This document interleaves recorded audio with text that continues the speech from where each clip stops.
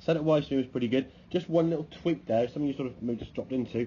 That thumb needs to be on top. You can see your thumb sort of getting a gap there. And what that causes, if your thumb and forefinger are apart this way, when the club starts getting up here now, it's got the potential to wobble and move around. So if you just keep that sort of that position there with the thumb and foot, it just puts a little bit more security with that. We're not squeezing it tight, but if I put my thumb around the side here now I've got potential for movement, you see. So just try to make sure that thumb does sit on top. Otherwise, I said it wasn't too bad. When we get a good posture, what we're looking for now, as we said, getting that body to stay over the ball. Different colour. There's the ball there. Okay, so as you swung back on this one, even before the club's got past hip height, knee height, you've moved off the golf ball there now. Big movement left. You watch this one here now as you go back. Okay, look at your head there now. So you're staying on the line a lot more. There will be a little movement at the end, but that's just more the flexibility which will come with a bit of practice. As you then come back to the golf ball now, you're back behind the ball. Okay, this one here now, at least we got ourselves moving to the left side more. Your left ear sort of on that blue line, and we got back down to it. Okay, I noticed the club is coming, instead of coming around. Yeah.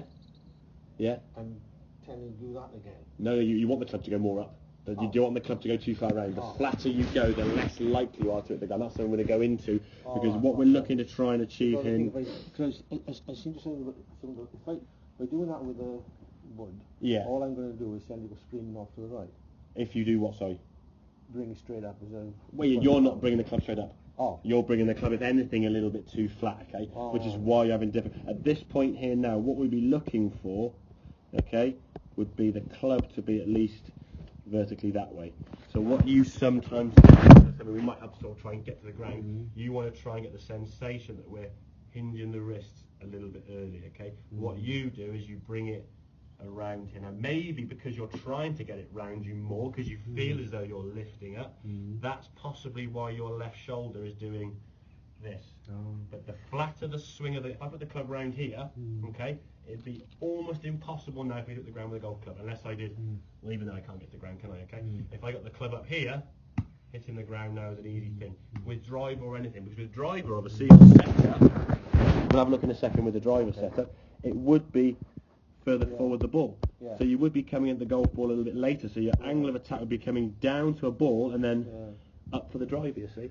So by the same swing kind of thing, would I put a different setup. A little bit more weight on my left leg? You'd be slightly more 50-50 with the driver. You're still going to move to the left, but you're not going to be getting your sternum on top of the ball, because the ball now is left of where your sternum would be, you see.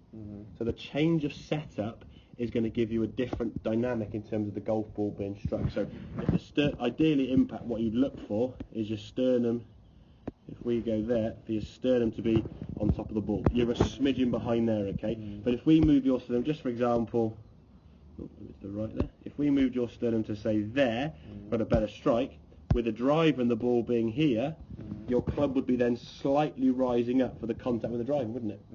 So you'd still be coming down and then slightly rising up, okay? So you get the impact you're looking for, okay? So the swing would remain similar, you just adjust the ball position depending on the club.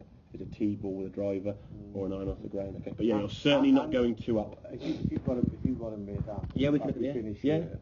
I was trying to figure out what tees to use, mostly for the threes. Okay, we can have a look at that. You've got your driver. Yeah, we'll have a look at one. So yeah, we can see which ones are going to be suited for you for that. Yeah, because I'll show you the tees I was using. Okay. For the wood and the yeah, fine. Because I think definitely for me, tee height is an important aspect of setting up. Because if you're teeing the ball up differently or incorrect, you're making the game even harder. I know. I mean, the Gen golf friends at the moment, they're using winter mats. Yeah. Okay. So the tees are Yeah. So they're using, and the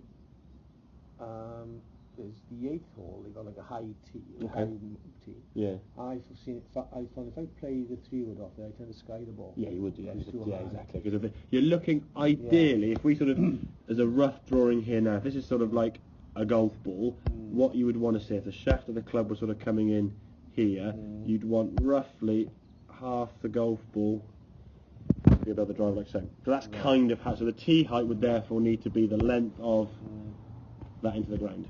Okay. As the clubs get shallower, for example, like a 3-wood would be more on this sort of line here.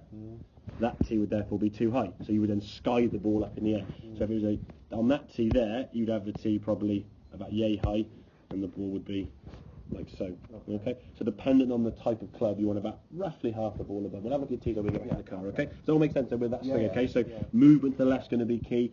The more we can do it, the better. But we'll look at that wrist hinge, because ideally, with any club, we want these wrists to be hinging up a little bit more. And if we can do that, that might help less sway and that movement on the way back. Okay? Right. Grab your club then.